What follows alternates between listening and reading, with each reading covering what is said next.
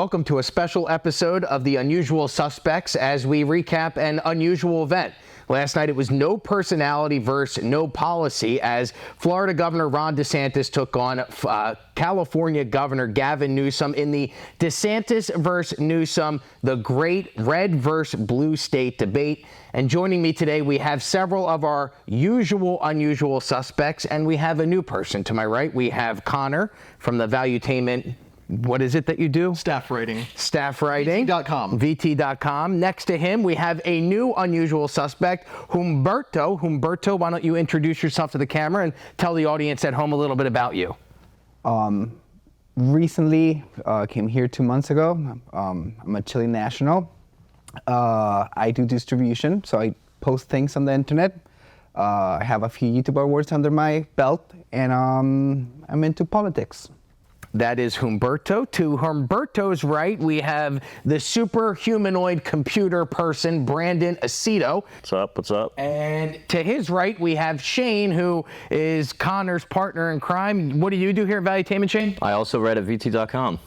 Now, we all watched the debate last night. I'd like to get everybody's impressions from the debate. We have some clips that we'll show and recap some of last night's festivities. But let's go around the room. And first off, did you guys all watch the debate? What were your thoughts? What were your takeaways? We'll start with Connor. I did, in fact, watched it live, covered it for the website, up on VT.com right now, if you want to break down some of the highlights, standout moments, and other things like that. I've certainly spent an evening better than watching this debate. I've found better uses of my time than paying attention to this. I'm not sure how much this moved the needle, but I do feel like it was an interesting discussion between these two guys. I'm excited to get into some of the finer points of this, but yeah, I think it was well worth the watch, more or less. How about you, Humberto? How did you watch, and what were some of your takeaways? Funny question. I watched it with my boy Adam Sosnick at his house. Okay. Shout out to the Saucecast, baby. Yeah, nothing that says two men hanging out like two fellas in their pajamas watching a debate. Yeah, it was great. You know, like, I can allow bad candidates, but I can't stand for bad television. And this was better television than the actual RNC debates. It was fun. It was fun to see the contrast. It was a very important conversation for state rights to see like how bad policy can immediately affect people right away in one state versus another one. Lots of questions, but I don't know. Like same, you know, like once we go into the details of it, I think more things are going to come out. Brandon, how about you? Where'd you watch it? How'd you watch it? What are some of your takeaways? Yeah, so I watched it at Aaron's apartment with Kayvon and Sam, and definitely a lot of funny stuff. But first and foremost, I just A lot of guys hanging out with guys and watching the debate. Yeah, There's no chicks that watch this? team bonding. Oh, yeah, okay, that's what it's called. No, the chicks are on the weekends. Oh, yeah, okay. So, No doubt, dude. anyway, I just want to say I'm sorry to the American people that I'm only 28 years old and that you have to wait so long for me to run, because both of these guys suck in completely different ways, and we'll get into that later, but I just want to get that out of the way. All right, how about you, Shane? Well, I guess I'm breaking precedent by having watched it with a female, my wife. You cool guy. Try not to brag too much, buddy. Yeah, seriously, I'm not trying to flex or anything, but so I couldn't get it on cable because I didn't hook up cable yet, so I watched it on YouTube. It's already taken down because Fox has all those copyright claims, but anyways, I thought it was all right.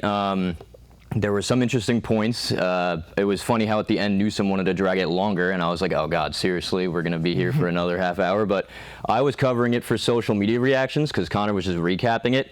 So from my perspective, I was just scrolling Twitter the whole time, or I'm sorry, X, and no one was talking about it. So what I took away from it was nobody gave a damn about this debate, and it was. I mean, maybe there's going to be some coverage afterwards through clips, but I don't think most Americans watch this debate, that's for sure. Do you think that because we live in the state of Florida, because of what we do for a living, we're more tuned into this than the rest of the American public? Possibly. Also, we're in media, so it's more like, you know, I think this is more of like a internal media debate for pollsters, for policy people, than it was really a debate for the American people. I think it's like, it's the both forms of government battling it out and seeing how they can test each other's points against each other rather than some kind of, because they're not running for election except for DeSantis in a different election. So it's, the question is like, why did this happen? But it was more about philosophy than it was about electoral. Yeah. That was the one question I had as I continued to watch it, is why is this happening? Right. Because we'll play some clips. It's very interesting. I don't think in the history, and Brandon, you're a quantum computer. Yes. Inside of a person's body. Has a non-presidential candidate ever debated a presidential candidate in an election cycle before? Yeah, we looked this up one time, and I believe there is precedent for it, but I think it's a bad look for DeSantis because he needed to absolutely crush Newsom to make this worthwhile at all, and he really didn't. I mean, he made all good points and everything, but it just wasn't in a compelling way. Like everything they said, Newsom sort of like weaseled his way out of it with just a fact that kind of countered it, but wasn't directly answering what he responded to. So, I mean, but to answer your question, yeah, there's precedent of it, but I do not remember the exact example. Wendell Willkie became the first 20th century presidential candidate to challenge his opponent to a face-to-face debate when in 1940 he challenged President Franklin D. Roosevelt. Yeah. But is that... But that's just a presidential, that's just the first presidential debate. Yeah, so that's not an actual, did a non-presidential candidate debate a presidential candidate? Well, let's go to some of Fox's coverage. Fox's coverage was very interesting. If you didn't have a cable account, you could not watch. Now, previous debates, when they were doing the RNC primaries, you were able to watch via the Fox News app. However, last night, if you didn't have a cable subscription, the only way that you could watch it otherwise was clips on Twitter or listening to Fox News Radio. Or, bootlegged versions streaming on Rumble and YouTube, but, I feel so old. I didn't go that route. I went the route of let me listen to Fox News Radio, and I listened to the debate. I listened to the debate, and then I went back and watched clips to pull, but I felt like I was in the 1940s. I'm listening to two people doing a presidential debate on the radio. Let's compare reactions from hearing it, just audio, versus seeing it. Humberto, I know you had a lot to say about their ties and their appearance. What was your take? Okay. I love Ron DeSantis. I love him. He's one of my favorite politicians. I'm so happy he's our governor. I've been following him for ages. He knows his stuff. Mm-hmm. He has military service. He has the right education. He has the right ideas, and he has the heart in the right place. I need to make this disclaimer because I'm going to destroy him the whole show, okay? Because he has a lot to learn from Newsom, okay? First of all, outfits, suits. Newsom looked like $1 million. Perfect tailor suit. Great, great shirt collar, amazing knot. That was a Kelvin with the dimple in the middle. Yeah. Watch, incredible. This made Ron DeSantis look like a freaking schoolboy, okay? He wore a regular knot. He wore a presidential point shirt, unacceptable. His jacket, it sagged and pinched at the same time. Like jackets usually, when you have a bad fit, they pinch or they sag. His jacket did both things. Untailored, right? Untailored. Not to mention his lady boots that he was probably wearing. Yeah. I know. And no watch. No watch. How do you go to establish a position of power and you're not wearing a watch? Oh, could we play Trump's Truth Social about the boots? Oh, we will. That'll be the end clip. Clearly he grew up in a barn. So your takeaway is that DeSantis dressed like he was getting his Catholic confirmation, and then Newsom dressed like a presidential candidate. 100% dressed for the job that you want, not the one that you have. Correct. Come on, guys. He went to have a bad day. That's what happened. Let's watch clip number one. Clip number one's very interesting. It's pre the coverage of the debate. This is where Fox News decided to go and do a random poll of people, and it looked like a diner in Georgia, where they asked people who they planned on voting for in the upcoming presidential debate. Kelly, can we play clip number one? Who do you think is going to win this election? Trump. What about you, sir? Trump. Yep. And what about you, sir? Donald Trump. Ditto. What about you? Same. You think Donald Trump's going to win? What about Yes, sir. I think so, too. So, of course, we're in Georgia, and it's pretty much Trump country, so I'm not surprised that you got a lot of folks that feel like Donald Trump is going to win. And that is kind of the sentiment among the American public, is that why is this happening? Everybody wants Trump to win the Republican primary, and he's supposed to go up against Biden. So why are these two guys even wasting their time? With this clip, it's also funny he's watching himself on TV in the background. I don't know if you can see that. They're watching themselves be interviewed in the diner. Hey, Rob. Not a lot of diversity in Fortson, Georgia. If you're looking at that audience who he polled, he's the only person that's not pasty white inside that diner. What would that have gone like if he was in Atlanta doing that? That's a very good question. The question wasn't who do you want, it was who do you think's going to win. So that's also point here. It's like they're just saying, just based on the facts, based on how everyone's doing, they see it as Trump's victory already sealed. Also, if you look at 538 right now, Trump is polling at 60% right now. DeSantis is, I think, 12%. So he's actually gone down, while Nikki Haley's slowly catching up to DeSantis. Yes, right now, Trump is at 59.8% according to 538. This is of November 2023, so this month, or last month. 538 has Trump at 59.8%, DeSantis at 12.9%, and then the remaining candidates at 10%. It's a wrap. It's a wrap. Even in Florida, Trump is more popular than DeSantis. Well, they bring that up at some point, but let's go to clip number 2. This is very interesting, and I'd love to get your guys' takeaway from this clip. This is the beginning of the debates where Governor Newsom explains why he's here. Kelly, can you play clip number 2? Here, I'm here to tell the truth about the Biden-Harris record and also compare and contrast Ron DeSantis' record and the Republican Party's record as a point of contrast that's as different as daylight and darkness. You want to bring us back to a pre-1960s world, America in reverse. You want to roll back hard-earned national rights on voting rights, on civil rights, on LGBTQ rights, on women's rights, not just access to abortion, but also access to contraception. You want to weaponize grievance. You are focusing on false separateness. You in particular, Ron, are on a banning binge, a cultural purge, intimidating and humiliating people you disagree with. You and President Trump are really trying to light democracy on fire. So, Sean, there are profound differences tonight, and I look forward to engaging them. But there's one thing in closing that we have in common is neither of us will be the nominee for our party in 2024. Do any of you guys agree with that sentiment, that neither of them will be their candidate for their respective parties come 2024? Brandon, you're shaking your head yes. So you don't think Newsom has any interest in running for president in 2024? No, I think Newsom's going to. I was shaking my head agreeing with like what he said about the abortion thing for DeSantis. Well, it was a lot of trigger stuff right off the a lot of trigger words: abortion, transgender rights, taking things back to the 1960s. The most interesting part is that Newsom isn't here to plead his case. He's here to plead the case of the Obama-Harris. I'm sorry, I said Obama. I was actually right. The Obama-Biden-Harris administration, as if they can't come to their own defense. Why isn't Kamala Harris here debating? They can't speak that well. That's Madam Vice President to you, Rob. Okay, why is Madam Vice President not here? Why is the president not here? Is this almost like a prediction for what's to come in the preceding months, where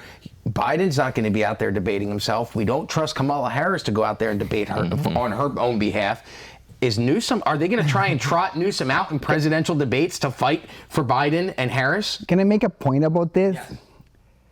Do I agree with it? Yes. Do I believe it? Maybe not. You know, there's two different things. Like, he's right. Ron DeSantis probably has no chance. It's just a matter of seeing the numbers. Is there a way that they can get Kamala out of the way? It's hard. She has all the victim points. Woman of color, first woman president. Everyone wants that. So, like, rolling her out of the way. When you say everyone wants that, who do you mean by everyone? Everyone in the Democratic Party? Everyone in the Democratic Party and the left in general. Like, it'd be really hard to push her out of the way. To sell that argument as to why she should step down and let this guy go forward. This guy go forward. You know, let me counter that quick, though, because I don't think black women would be proud to have her as the first black president. I think they'd want somebody who is actually black to be the first black president, or somebody who's actually respectable to be the first black president. Dude, count your blessings. They will take whatever. Yeah, I was gonna anything off-white, it's all right, dude. I don't think so. All right, I want to hold on to one point that Newsom made, which is that Florida's getting dragged back into the dark ages. So even though I think that's highly disingenuous, I think that there was an interesting failure on DeSantis's part. To give him credit, he gave a great opening. I thought it was like a punch to the face for Newsom. But he then kind of lost the reply to this, because he could have said, California does not represent progress. You guys are going back to the dark ages with your barbarism, with your, homelessness, with the massive gap between rich and poor. Instead, he kind of just let him take that. This is why for the right, it's important to hit on decline, decadence as a key phrase, whereas all DeSantis kind of has going is like, well, we're not failing. We're currently not failing.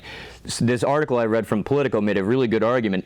It's that Florida lacks the vision that California had at its height. So to really be an alternative to California with Hollywood, with technology, with the 5th largest economy in the world, as Newsom loves to tout, it really has to offer an alternative vision. It can't just say we're not California.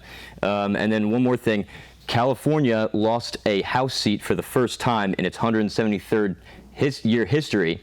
173 years, has not lost a House seat. It's only gained in population, except for just recently it lost a House seat, which means that's absolute fact that they're declining in population. Oh, well, and they get to some of that. Florida gained one, right? Yep. And we have the numbers to get to that. In fact, let's go to clip number 3. This is where they're actually talking about policy, some of the policies that Gavin Newsom has put in place as governor of California, pre-COVID and post-COVID as a response, and the effect that that has had on the homeless rate and the net migration to California. Kelly, can you play clip number 3? One point tried to say that California was the freedom state. And I just kind of laughed, like, you're locking people down, you're doing all this. But then I thought about it, California does have freedoms that some people don't, that other states don't. You have the freedom to defecate in public in California. You have the freedom to pitch a tent on Sunset Boulevard. You have the freedom to create a homeless encampment under a freeway and even light it on fire. You have the freedom to have an open-air drug market and use drugs. You have the freedom, if you're an illegal alien, to get all these taxpayer benefits. So those are freedoms. They're not the freedoms our founding fathers envisioned, but they have contributed to the destruction of the quality of life in California, and the results speak for themselves. People are leaving the state because they have failed in addressing the homeless population. Talk about that homeless population. I pulled the stats from the time Governor Newsom and Governor DeSantis both were elected to office, and the rates of homelessness and the net migration for both states since 2019. 2019, the population, the homeless population rate in California, 45.8 per 10,000 residents. Florida, 31.6. 2020, 49 for California, 33.8 for Florida. It goes up for Florida slightly as it does for California.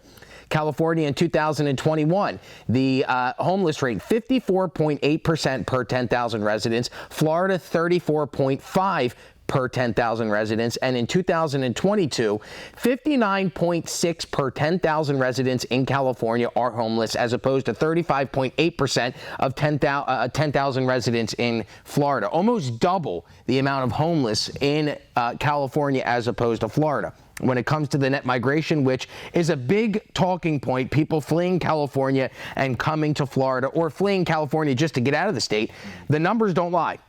Here's the net migration for California, 2019, negative 255,656 people. That year, Florida gained 88,702 people. 2020, California loses 373,501 people. Florida gains 105,044 people. 2021, California loses 407,005 people. Florida gains 211,447 people, and the biggest net migration loss for California and the biggest migration gain for Florida came in 2022, California losing 871,127 residents, Florida gaining 398,344 people. So the numbers do not lie. Yep. When you look at homeless rates in California, almost double. When you look at the net migration, you're talking about almost 1 million people fleeing California last year and almost 500,000 people coming to Florida. Okay, Rob. Yeah. The numbers don't lie, but did they help? Like, he had all the numbers in his favor. Did the numbers help? Like, Did they help his argument tonight? Yeah. It depends on what the voters are looking for. Are the voters looking for policy, or are they looking for personality? If they're looking for personality, last night, in my opinion, Gavin Newsom won. If they're basing their vote based off of policy, how can you look at what DeSantis has done in Florida and not give him your vote? Well, one of the standout moments from last night's debate was when DeSantis launched into that anecdote. I was talking to a fella who moved from California to Florida. We He's telling have that. Yeah, it's better governed, it's safer, and I don't know if we verified this, but that guy was Gavin Newsom's father-in-law. Do we have that clip? We do have that clip, but we can't play it next. We have another clip before that. But when we get to that clip, take a look at Gavin Newsom's face when Ron DeSantis mentions who the person is that he was speaking to that fled California for Florida, and it turns out to be Gavin Newsom's father-in-law. He looked shocked. But go ahead, Brandon. What were you going to say? Yeah, so I mean, even more so than the whole policy versus personality thing, I think it really comes down to like how many memorable things the person has from the debate. Like, you know, we recite the things that like Reagan said in the debate that were the turning points, like when he made fun of the guy for his age. We recite the things that, you know, like you would have a beer with Bush, or like when Mitt Romney was standing there like a stiff next to Obama, that famous picture, or when Trump said, because you'd be in jail for Hillary. You know, those are really the things that I think win and swing elections, but there wasn't that moment for DeSantis last night. And in a situation where you have the deck totally stacked in your favor, you have every stat that you need. The other guy has every stat that makes him look bad, and you can't have that memorable moment where you just crush him and make him look bad, then, you know, you're not seizing the moment, and I think that's what was missed. He doesn't have. Do you guys agree or disagree that DeSantis has the personality to continue fighting for the Republican primary? I think he has the personality. Like, if he did it the right way, he has the personality to win, because the way he was acting during COVID, I liked him a lot. You know, like, he was constantly had memorable things that he was saying when he would, you know, crush reporters that were saying false things to him. But right now, like, he's still being too cautious and too, like, robotic and scripted. So, you know, like, what was the most memorable moment from him from the debate last night? I would say slightly when he showed that picture of, like, the, you know, kids, like, sucking each other and stuff on the book that they're doing in California school. But he was beating around the bush too much. He's like, look at this. You show this in your schools, but, like, no, say what's happening there, Ron. Say, like, why is there a kid sucking a kid's dick in a book that's in your school? Like, make him answer that question. Yeah, he can't just say, oh, you're just trying to ban books, as if he's talking about, like, Of Mice and Men. Like, he's talking about, like, you know, ridiculous books. Yeah, like, porn. Yeah, that no one agrees with. But I think DeSantis does have a chance and will be he's going to continue to be on the national stage, but probably more in an advisory role, because last night it like really made clear how DeSantis is an intellect and he knows policy very well. It's just the personality is like his Achilles heel. It's like he's not a bad thinker, he's not a bad politician. It's just he's just. Humberto, you seem to disagree with what he said. I disagree with everything. He made Hannity look likable. Okay. Yeah, but you're still talking about personality. I'm talking about policy. But I'm telling you, like, okay, let's take SNL. Okay, the writers are really funny. They're hilarious, dude. Like, they have some really funny. Not right now, but they used to have really funny writers. They used to have really funny writers. You can't grab the writers from that show and make them do stand-up comedy. It's two different things. Okay, they can be super funny, have the best jokes, but it's delivery. I lived in both states. Okay, I lived in California and I lived here, and I read the stats. I lived there, you know, and it didn't hit home until I was driving by Pacific Heights. It's a really nice neighborhood in San Francisco, and I literally saw a guy taking a shit while holding on to a Ferrari. Okay, it's a funny mental picture. Like, I saw him squatting, grabbing onto like the spoiler of a brand new Ferrari, and I know this state is done. It's done. Once you have a guy taking a shit next to your Ferrari, you know that something is really wrong. You know. And the last I went to California in August, and I was there for 2 days, and I went to Los Angeles, and I wanted to go see some of the sights. So I started driving around, and I went up to Hollywood Boulevard. I went up to go see where the Comedy Store is, and everything that's in the tourist area is kind of very nice. You drive down the tourist area, you're going down the Sunset Strip, you're not seeing homeless people, you're not seeing tent cities. You go a block off of where people go for tourism, and it's tent, entire communities, streets lined with tents and people living in them. You come to California, do you ever see that kind? You may see one tent under an overpass and it'll be there for a day. I guarantee you the next day that shit's moved. You mean like Florida? Yeah, Florida. Yeah, Florida, yeah. California, they're there. Right. It's sad to watch, because you look at it and you go, well, when people come from other states, they're not seeing it, because they'll come and they'll go, hey, let's go to the Comedy Store, let's go drive past this famous, let's go to Beverly Hills. Of course you're not going to see it there, but go 2 blocks off the Sunset Strip and it looks like Skid Row. That's especially this experience for Xi Jinping when he showed up. And they bring that up as well. Let's go to clip number 4. This is where they discuss why people may be fleeing California and why some people are coming to Florida. And a lot of it has to do with taxes, GDP. But go ahead, Kelly. Could you play clip number 4? California has lower taxes, lower than 32 states for working families in the middle class, significantly lower taxes than places That's what like Texas. You support a 6% income tax for people, I'm against regressive taxes that advantage billionaires and millionaires over working families and the working poor. People in his state pay more taxes on the low end than we tax people on the high end. How does That's paying a fact, $7 a gallon gas help working people? That doesn't help working people at all. How does paying an 8% sales tax help working people? That doesn't help working people at all. They have the highest taxes in the nation. People flee to be able to save money to get out of California. And you have working class people that move to these other states. Their dollars go much further. But here's the thing. They want to take this Bidenomics and they want to double down on this for the next 4 years. How many people are able to afford groceries now compared to what you were doing 3 or 4 years ago? I talked to people, I talked to a woman who had a cart full of groceries going in, and they're ringing it up. And it got to be so expensive, she has to take a lot of the stuff out. That didn't used to be the case. People used to be able to work hard and get ahead. That is not true under Joe Biden. And you know what, Sean, one more final thing. California's unemployment rate is 60% higher than Florida's unemployment rate. Our unemployment rate is 2.8%. That dovetails into my next question, Why? Governor. Because it's a command and control economy. They have a political agenda that they're pursuing. Let me ask that question. People. On with the question. One thing that DeSantis brought up there that I want to touch on is Bidenomics going nationwide. It's very odd that DeSantis and Newsom are both here. Newsom is here to, stand for the Biden-Harris. He's here to defend them, but then all he's doing is defending California.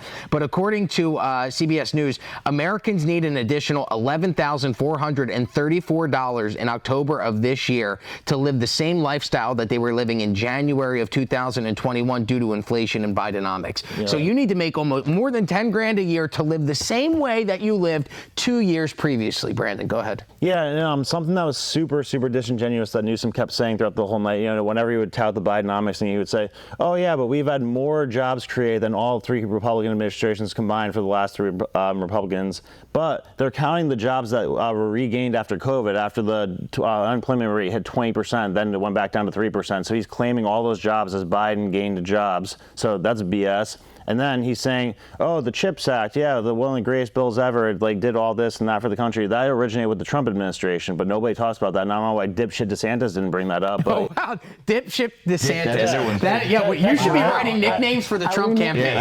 Are we named calling? Sanctus. Humberto, I want to ask you this because you said you lived both in California and in Florida. The tax breakdown. California, they have progressive rates ranging from 1% to 13.3% when it comes to income tax. Florida, 0 income tax. Sales tax, California 7.25%, Florida 6%. Property tax, California 0.78%, Florida 0.98%. There's a vehicle tax in California. There is not a vehicle tax here in the state of Florida. Did you work when you lived in California as well, or were you only living there? Part-time. Okay. As far as taxes, you were paying taxes in both California and both in Florida. What did you see as a better tax rate for yourself? What were you making? Where were you making more money? Living in California, living in Florida? It's not even that. They gloss over it, but the sales tax, like the day-to-day taxes on gas, on chips and beer and whatever. Like every time you go and buy something, even a small purchase. It's crazy, and instead it starts adding up real quick because most of the income of working class people like me, it goes into, buying yourself groceries and beer and, online gambling and OnlyFans and whatever. But they can tax that OnlyFans? No, they still cannot, but they will. They will. But and I want to shout out my boy Brandon here. He had an excellent video out this week.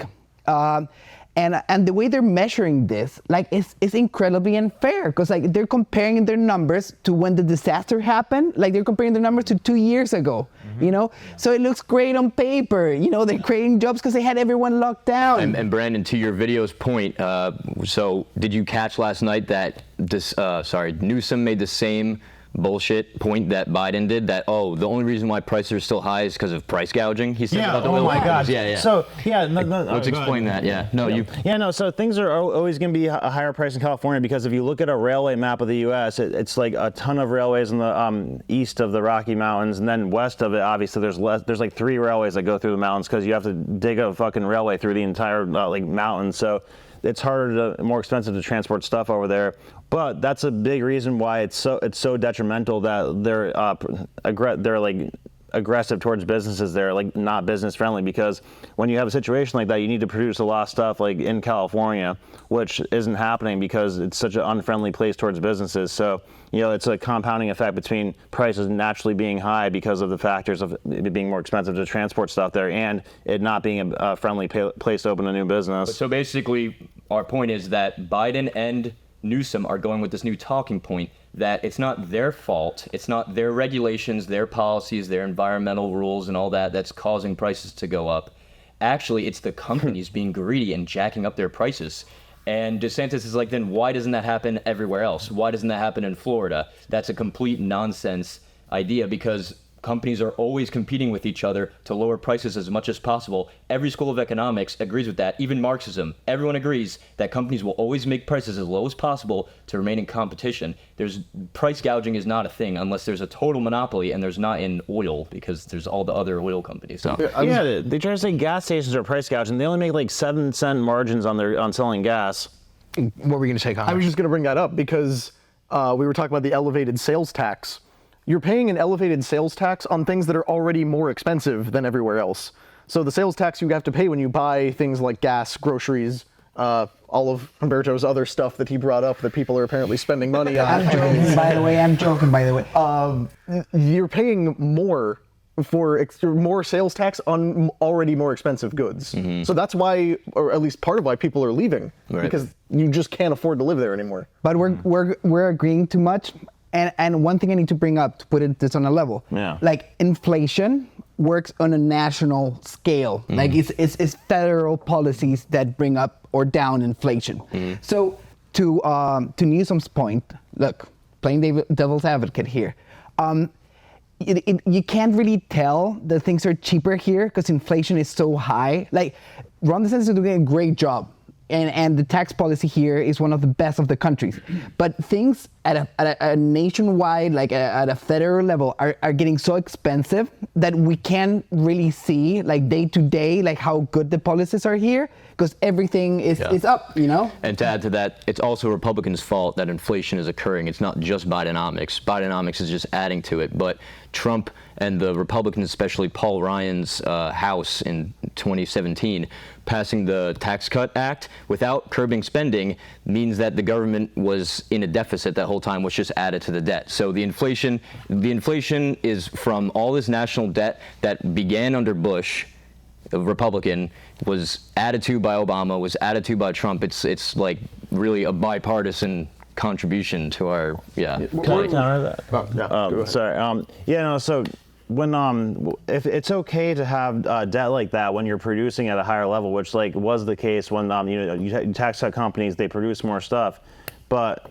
the problem is like when you stop oil production, like oil is the driver for all of inflation, because every good you transport, it's like oil's in that equation. So, it correlates directly when they shut down the Keystone Pipeline, when they stopped fracking, that's when inflation really took off. That's really more on the left than the right. Yeah, because, and like so the companies, they stopped expanding their capacity for fracking because now they're freaked out because they lost a ton of money during COVID. And they're like, all right, I don't know what administration's going to come in next. Are they going to like try and shut us down again? Like, because even if Trump does get back in, like what's going to happen 4 years after that? Or is another Democrat administration come in and try to be hostile towards the oil industry? So, it's a much more of a safe bet for them to sit back and just make a ton of profits on like the capacity they already have, because oil's more expensive right now than adding to their capacity, which they normally always have historically because you always need more energy, but they're not doing that right now because they're freaked out by the hostile attitude from the Democrats. Gotcha. Team Brandon. Now, let's move to COVID. because that is obviously one of the strongest points for Ron DeSantis and his presidential campaign is, look what I did for Florida during COVID. I want to know where everybody was living during COVID. So I lived in Florida. I was here when COVID broke out. I was here for the brief lockdowns that we did, and I've been here since. But I was here 7-8 years prior to COVID. Connor, where were you at when COVID hit? I've been here my whole life. I have never lived anywhere else. So I've seen everything that's gone on in this state for the last 20 few. I was living in South America. I was living in Chile. It was terrible. Okay. It was like I was literally locked down, fully locked down, like Chinese style for 2 years. That's why I got married.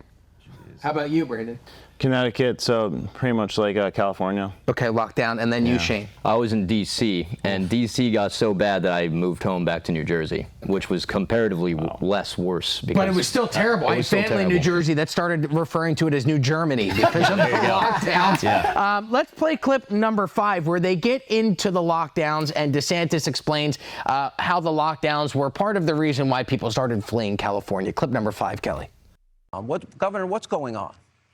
When I was in the Navy, I got orders to go to Naval Amphibious Base Coronado in Southern California. And I was a lifelong Floridian, but I went there and I was like, man, this is one of the most beautiful places on earth. And I think California has more natural advantages than any state in the country. You almost have to try to mess California up. And yeah, that's what Gavin Newsom has done since he's been governor. He's the first governor to ever lose population. They actually, at one point, ran out of U-Hauls in the state of California because so many people were leaving. Of course, he's imposed restrictions on his own people while exempting himself from those restrictions and going to the French Laundry while his people were suffering. He led the country in school closures, locking kids out of school while he had his own kids in private school in person. Now, he's very good at spinning these tales. He's good at being slick and slippery. He'll tell a blizzard of lies to be able to try to mask the failures. But the reality is they have failed because of his leftist ideology.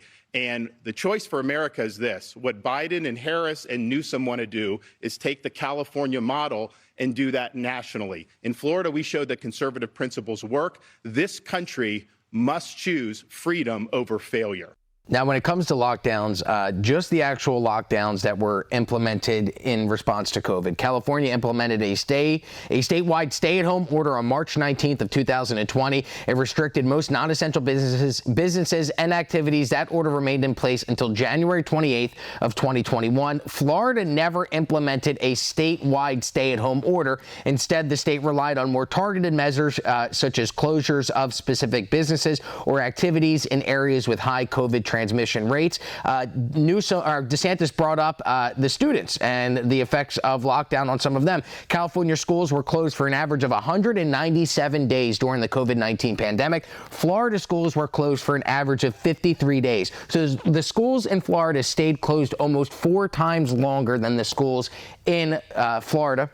And then when you look at the businesses that closed during the lockdown, 2020, California lost 15,743 businesses. Florida lost half of that at 8,234. In 2021, California lost an additional 12,345 businesses. In Florida, we only lost 6,123 businesses. So you can clearly look now and play Monday morning quarterback and look at the policies and their effects. But it's hard to argue that DeSantis didn't handle COVID the right way when you look at the effects that super lockdowns had on the residents, businesses, and students of California, and then you look at the same effects on students, businesses, and residents in Florida. Before we start, since I post these things and I manage YouTube for the network, can we tread lightly on this subject and try to adhere to YouTube's policy on this thing? Let's not get into medical stuff, just policies. Came from a lab. Sorry, is that what you're talking about? I'm not supposed to do that? I'm gonna get them to bleep that out. Okay? You're just giving in. It's insane that all these years later we still have to step lightly around that, but of course we will. We'll make your life a little bit easier. There's a new story out about how the Biden White House directly told YouTube to implement all these policies. Where can people find out about that, Shane? Yeah, VT.com. But it was broke by Jim Jordan. So Jim Jordan just released this huge report on that. It's not going to matter. No one's going to give a shit, but it's worth knowing that it's not just YouTube. It's not just big tech. It's the White House, Biden White House, telling big tech to do this. Back to this video that we just watched. we have to acknowledge that calling Ron DeSantis a lockdown governor is just absolute crap. Yeah. It's a lie when Newsom's doing it. It's a lie when his other opponents are doing it. But the thing is, it's not just Democrats and leftists like Newsom. This is a Trump campaign attack on him, where, Donald Trump, who is a Florida resident, who moved his whole thing down here because it's, the free state of Florida, more than happy to move his family here. But then suddenly, Ron's a lockdown governor. You guys remember early 2020, like the first few months of COVID, when they were calling him Ron DeSantis because he was gonna, cause mass death by not closing the beaches for spring break? They had people dressed as the Grim Reaper walking around the beach pointing at people. A guy that ran for office later in the state of Florida dressed as the Grim Reaper went to the beach and was following people saying and remember it was, you're selfish, you don't care about grandma. Yeah. You're only caring about yourself. Newsom made the same point last night. Newsom said that DeSantis caused, 10 9/11s? Yeah, 10 9/11s. Shane and I have this... That's the same amount of deaths. Yeah, Shane and I have this running conversation over trying to establish 9/11 as a metric of death. Because Biden uses it, Netanyahu uses it. They did it with January 6th. Steve Schmidt said it's 29/11. Because it's not just based on death, because as Steve Schmidt established on the PBD podcast, it's also about how bad the vibes were. So, we're really trying to come up with the proper math on this, but he accused him of carrying out 10 9/11s by not locking down, and then in the next breath called him a lockdown governor. Yeah, so which one is it? Well, which one is it, bro? No, wait. The same amount of deaths per capita nearly. It was slightly different. So that's the only way you could point to him doing a worse job during COVID. The fact that they lost so many more businesses in California and have the same death rate. What was that for? Even that What can was kind that of be for? explained by Florida has a very elderly population, and the virus was primarily affecting elderly people. Well, and then you have to get down to if they're actually, are the deaths actually being registered as COVID, and are they actually dying of COVID as well? Yeah, you could get attacked by a shark and still be a COVID death. Yeah. Well, and if you remember looking at the actual lockdown measures in California at the time, it was insane. Remember they were filling skate parks with sand so people couldn't go skateboarding? Yeah. There was a guy that was paddleboarding, and they sent out the Coast Guard in a helicopter and a boat to get one guy. He's out there paddleboarding by himself. And they're like, no, that cannot happen. We have to arrest that gentleman. Okay, back to the debate. This is DeSantis' second worst point on the whole debate, according to me. And the funny thing is, you said what is it? Is it this or is it that? The beautiful thing that happened here, that is both. Newsom managed to attack DeSantis from the right. Okay, he managed to attack you guys heard the whole strategy of DeSantis attacking Trump from the right, whatever. Newsom managed to attack DeSantis from the right because he faulted him for following protocol in the beginning. Going lockdown governor. So he's attacking him from the right. It was very weird. At the same time, he's calling him a killer for not adhering to the protocol. I'm sorry, I don't like Newsom. I think if he actually makes it as a candidate, we're done. We're done, okay? Because we're done. But he's good. Can we agree that he's good? Oh, he's gifted. You can see he even threw Absolutely around. Gifted. Yeah, he threw around. He followed Fauci as an insult at DeSantis. Yeah. Which since when is it okay to say that following Fauci is a point against you or something? But isn't it crazy? Yeah, it's ridiculous. Imagine he's in a relationship. Gaslighting. He gets anything he wants in a relationship. Oh, 100%. Well, let's talk about relationships. One of the top talking points that came up last night was, no, we're not going to, what's your body count, Gavin? Very interesting. Kimberly Guilfoyle. Which is now Mrs. Donald Trump Jr. Very incestuous politics is. But very interesting point last night. Governor DeSantis brought this up. This is clip number 6, where they talk about people fleeing the state. It's always weird when these politicians go, I was talking to a person. No, earlier, you weren't. Yeah, earlier DeSantis goes, I was talking to a woman who was grocery shopping. Where? When do you think the last time he grocery shopped? We found a woman in a grocery store and asked her questions on your behalf. You go to Aldi's and you see Ron DeSantis renting his own shopping cart to get his own food? No, that doesn't happen. You think he forgets a quarter when he goes to Aldi to get the shopping cart? Yeah, can I bum a nickel so I can get a shopping cart? Clip number 6 is DeSantis talking about Gavin Newsom's father-in-law moving to the state of Florida to flee California's lockdown policies. Kelly, can you play clip number 6? So I was talking to a fella who had made the move from California to Florida, and he was telling me that Florida is much better governed, safer, better budget, lower taxes, all this stuff. And he's really happy with the quality of life. And then he paused and he said, by the way, I'm Gavin Newsom's father-in-law. So we do count Gavin's in-laws as some of the people that have fled California and come to the state of Florida. And why are we getting people to come? We have a 50-year low in the crime rate. You don't see in the last 10 years, we've had a 45% decline in homelessness. California's had a 45% increase in homelessness. We back the blue. I was walking the streets of San Francisco a couple months ago, and I had some of the cops in San Francisco do a beeline to come over to me, and I didn't know what they were going to say. And they're like, we want to thank you for standing for law enforcement because we don't get that support in the state of California. So people understand quality of life matters. They understand that Florida's doing it right, and I can tell you the numbers speak for themselves. We have way more people moving to this state than leaving. Gavin can't say the opposite. More people are leaving California than are moving into. Now, I believe the first part of that statement where he met Gavin Newsom's father-in-law and Gavin Newsom's father-in-law said he left California and moved to Florida. I do not believe the second part of that statement where he's walking down the streets of California and cops are beelining towards him to thank him for backing them. We found a few cops to talk to him, I'm sure, is how that went. They just secured a couple guys who, really wanted to have that moment, photo op, whatever.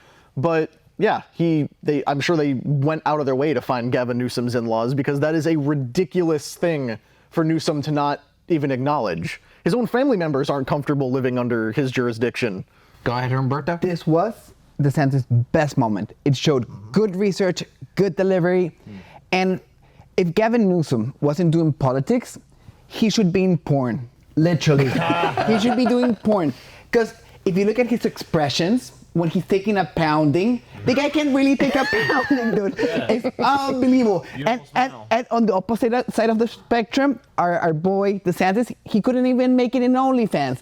He is the worst at taking a pounding. Yep. He's the worst. Like his face, whenever he's getting, he's getting done. Analogies. Yeah, it's painful to watch him taking Let's talk about taking a pounding. In fact, there's a clip. Clip number 7, Kelly, is a clip of Newsom pounding DeSantis over the mispronunciation of a name. Kelly, please play clip number 7. I love this. Why the kids were locked out of school for so long. Joe Biden is in the pocket of the teachers union, and so is Kamala Harris. That's why they fought school openings when he came in there. When they had that in there. It's Kamala Biden came Harris, into office Madam and he Vice brought in the President, teacher union to be able to do all these different things to try to keep the schools closed.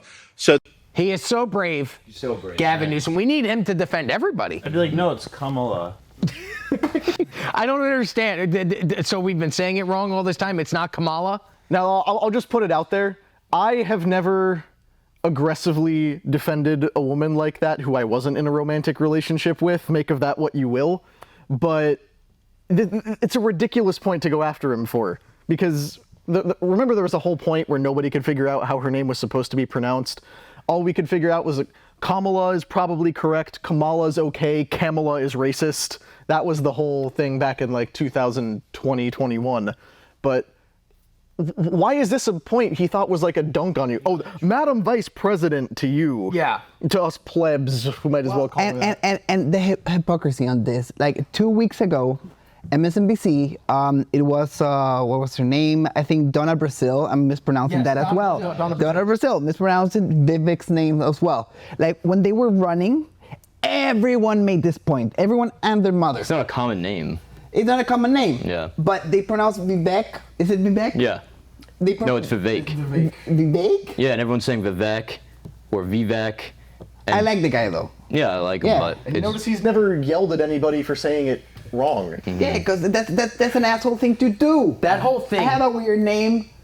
I don't care. It's good. But that whole thing it goes back to his opening statement. I'm here to defend the Biden-Harris administration. Mm-hmm. It's so phony and over the top. Overkill, Yeah. But you also notice you rarely ever hear about the president-vice president administration when we're talking about it. It's never the Trump-Pence administration when they're reporting on it. You're right. It's never the Obama-Biden administration. But you always hear about the Biden-Harris administration because they know, as they get into towards the end, Biden isn't the one doing any of this. He doesn't have it for the job anymore.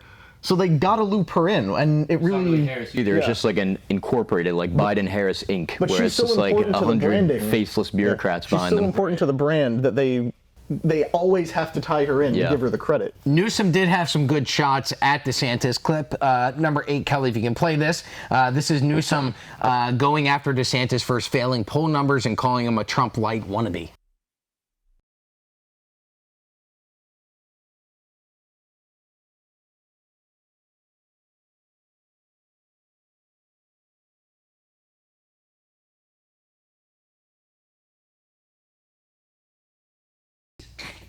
Look at that weird smile. Okay, before we delve in, let's go to the pounding face. Roll the Curb Your Enthusiasm music. Hold on, before we go to diving into that, Kelly, please play clip number 9. This is just people were photographing and recording Ron DeSantis trying to smile yesterday. It's very uncomfortable. Clip number 9. Guys, Outside, I'm going to let it breathe. Gavin. That's rough. It's like he hired people to try and teach him how to smile. It's like How to be a Smiling human. classes. Well, like, remember when we were kids and we had to go get our school photo done, and they'd go, "Okay, now smile," and you go, "Eh." Like, that's what it feels like he's doing every time he tries to smile. Yeah, super Okay, awkward. this taken out of context will sound horrible. Oh boy. But Newsom has the most beautiful smile. Like, Yeah, he does. he has the most beautiful smile, and it's a moving, evolving smile. Like, starts small, then goes up. You know, then impulses a smile. I think you need to compete with Hannity for what? Newsom's hand in marriage right now. But I'm serious, and that's a static smile. It's a bad smile. Newsom smiled during the whole father-in-law thing. We just watched it. A very clip. convincing smile. Great smile. He was clearly caught off guard and uncomfortable, but his smile looked charming and natural. Oh, I which disagree. is I think he looks like the Joker when he smiles. He He's does. like, he curls up He does, and he's but like evil. his smile was still natural. Yeah. Even though he looks like an evil son of a gun, his smile and his mannerisms look natural. They flow. Like, he looks comfortable. DeSantis does not look comfortable when he's getting insulted. Like he's saying. Like, Well, you wouldn't be comfortable either if you're wearing lady boots. Like, Yeah, you're trying to good stand point. up there for 2 hours wearing high heels. That's This like, is you're going to be exactly uncomfortable. The point here, because like, why does DeSantis need to smile here? He's in a debate. It's a very serious subject. They're going over things that aren't funny. They aren't, heartwarming subjects, whatever. Why is a smile important? Why do they need to be smiling? Okay. This is a key point here. Like, first of all, I love Ron DeSantis. I'm gonna say it again, so I'm not taking it out of context. But the thing is, like, body language is so important. Like, it's the most important thing when you're on stage. Okay. Yep. And one thing that we learned about our great governor Ron DeSantis, like, he's the best. Like, his policies are the best. He is always faced by things. Like, I'm glad they didn't go into the boot thing during the debate. he should have. No, he shouldn't, because we're talking about policy here. Like, it's not serious. And we talk weak, but people gave him a chance to get over that hurdle of the boot thing and laugh about it. Mm-hmm. But he won't level with people and laugh about his own faults. Yeah. Yeah. And that makes you incredibly unlikable. Insecure. And that's why you smile when they're pounding you. So you seem. You love that phrase, don't you? I don't know pounding. When give me another language word. barrier. But It's good. But You're that's why you taking smile. incoming fighters. So you seem that you're secure about your points. You're secure about yourself. You're secure about your policy, and you can smile through adversity. And it's a big thing. The other thing, like, when he walked in, Newsom, he says hi to Hannity. Yeah. Like, he Says nice address. hi. Ron didn't say hi to anyone. He went straight into his thing. And it's those little things, like, he won't, when he was making a great point, he won't look at Newsom. He will look at the camera. So it makes whatever he said, like, if someone wrote it down for him and prepared the speech, because he was talking to the camera, he was talking to the audience, he wasn't talking to Newsom. And when things got out of hand when he was speaking, he would, like, look angrily at Newsom, and that's not a good look either, Well, on the boot subject, it did not come up on stage at all. Did come up quite a bit off stage, which I think leads us into the next point Rob wanted to make. Donald Trump weighed in on this immediately after. Yeah, the last debate, the third Republican primary debate that was held here in Miami that we went to, that same day, Trump held a rally not far from Miami in Hialeah. And last night's debate, no rally, no event, but instead he posted this hilarious video that he put on the Truth Social app. Kelly, if you could could cue up clip number 10. This is the final clip that we'll show here, and then we'll get everybody's winners, losers from last night's debate. But first, let's play this. This is a clip from President Donald J. Trump's Truth Social post about last night's debate. All right, welcome back to Debates That Nobody Really Gives a Shit About. I'm your host, Sean Hannity, and tonight we have the governor of California, Gavin Newsom, and Florida's Governor Ron DeSantis. Let's begin. All right, first question. Have you ever betrayed the greatest president to ever live, President Donald J. Trump? No. What kind of question is that? What the hell? Very simple question, but let's try the next one. Are you a short, insecure little man that likes to wear lifts inside your cowboy boots? Yes or no answer, please. Nope. You know what? My wife bought me those lifts, and I happen to like them. Okay? He's even using a stepping stool. I can see it from over here. Governor, we clearly said no step stools. You either get off of it or you're leaving this stage right now.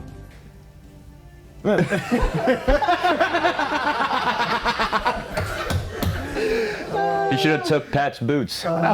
It just goes to show why personality matters. Look at that person. Trump's not even on camera, but it's coming from his campaign. That personality breeds sentiment among people. They like personality. I feel like DeSantis doesn't have any of that. So let's go around the room real quick and we'll discuss who we thought were our winners, who were the losers from last night, and then predictions for the next debate, which is taking place in just a few days from now in Alabama. Connor first. Who do you think was the winner last night? Who was the loser? I think I do still have to give it to DeSantis. I feel like his policy, because I am a policy guy, spoke for itself.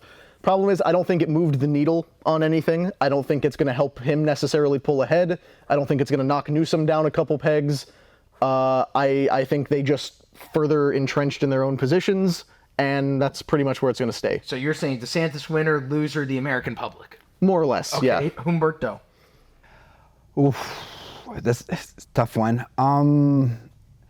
Debate-wise, straight up debate. Newsom, you know. Policy-wise, no contest. Ron DeSantis has he's the best, you know. But if we could combine both guys, we would have the perfect candidate. Like if Ron DeSantis, So what you want to do is you want to clone Ron DeSantis and clone Gavin Newsom, then mix them in like a petri dish, and whatever we get that comes out, that's our president. And I respect Ron DeSantis so much that I will never see him as a loser because he's been brave. He's pushed great policy. He has the numbers to show it, so he will never be a loser. I see this as a learning experience for him. I think he has a lot to learn from Newsom. For example, and this is a problem across the board with the right. Like, we play by the rules. We don't have a debate police that will make you answer the question. And you saw Newsom positioning himself. He will get the question, and he will decide if he will answer or not answer. So, we learn a lesson about humor, about delivery, about answering or not answering, how to answer things. And I think if Ron DeSantis takes in this lesson and he can apply this to the next debate, he will have like a double win, you know? So who's the winner? DeSantis or Newsom? Why are you making me say things I don't want to say? Take a position, man. I think the winner was Hannity. Okay. Well, that's not the answer I was hoping for, but okay. Brandon, win or loser? Yeah, 1,000% Newsom was the winner because, like we've been saying, DeSantis took a step down to debate Newsom, as a candidate. Even Newsom made fun of him for saying, he's like, I don't know why this guy's debating me. He's a presidential candidate. I'm just a governor. So to win this in any degree, DeSantis had to absolutely crush DeSantis, have a ton of memorable moments that people are blown away by, and didn't have that at all. And every good point that he made, Newsom was able to counter and throw something at him and evade the point. So he pretty much played defense the whole time and was strategic about how he did it, and there wasn't any major blows to Newsom. So I'd say he won because he didn't get crushed. How about you, Shane? I think DeSantis, Newsom, and Hannity all lost, and I think Trump won. Okay, Trump is the 100%. winner and everybody else losers. 100%. Trump Very won. interesting. Well, the next debate is December 9th? 8th? 8th. 8th. And it's in Alabama. Your predictions on who will be on the debate stage? Well, we will actually have a report on this on VT.com by the time this goes up. But once again, Donald Trump has declined to participate. He will be hosting a fundraising event in Mar-a-Lago. And the other people will just be the same ones who have been at the last one. So you think Christie will make it, Nikki Haley will be there? Haley will make it, DeSantis will make it, And Ramaswamy will make it. I don't envision any of them dropping out significantly in the next 6-7 days. Humberto, do you think all 4 candidates will be on the stage this month, 7 days from now, in fact? 100%. Haley, thinks she has a chance, and she's coming up. Vivek, she's got that Koch brother money now. So yeah, he has infinite money. Vivek is great. He wants to get himself out there. He knows he's starting politics, and he knows his place on this. That's a big mistake DeSantis did, to push his political, capital too far. And Vivek knows where he is, so he's definitely going to be there. Christie, he's too stubborn to step down. We'll know Christie, he won't step down.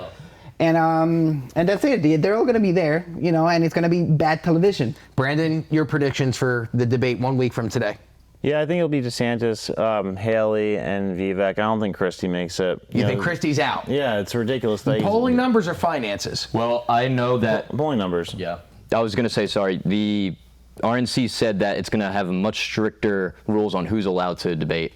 So I agree with Brandon that Christie's going to be out. It's going to be the 3. So Vivek, Nikki Haley, and Ron DeSantis. Okay. Now, if Christie's out, do you think he endorses Haley? Yeah, probably. I don't think he's going to do either DeSantis. Maybe DeSantis, but definitely I don't not think Vivek. he goes for DeSantis. DeSantis, well, maybe DeSantis because he hates Trump. Yes. Yeah. But probably Haley because Christie's establishment now. One thing you count on, it won't be his decision, it'll be whatever the establishment tells him, because that's the type of politician he is. And I don't think anybody could have said it any better than Brandon just did. Guys, thank you so much for joining us. If you are not subscribed to the Unusual Suspects channel, make sure you like this video, subscribe, comment in the comment section, and we will be back Wednesday at 6 p.m. with another lineup of the Unusual Suspects. Thank you for joining us, and we'll see you then. Bye-bye.